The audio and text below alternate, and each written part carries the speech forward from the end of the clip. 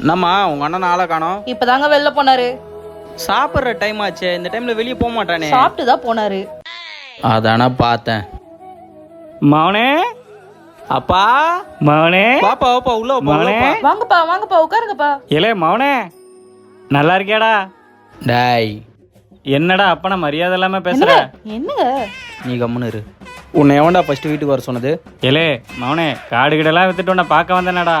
யோ உன்னையவே அதெல்லாம் வித்துட்டு இங்க வர சொன்னா நீங்க வரவே கூடாதுன்னா நான் 1000 கிலோமீட்டர் தள்ளி வந்து இங்க வந்து வீட்டை அப்பா, அப்படி கட்டிட்டேன். சொல்லாதீங்க. மாமா மருமகள அவன் கிடக்கா, நீ சோத்த போடு. ஏய் எங்க போற?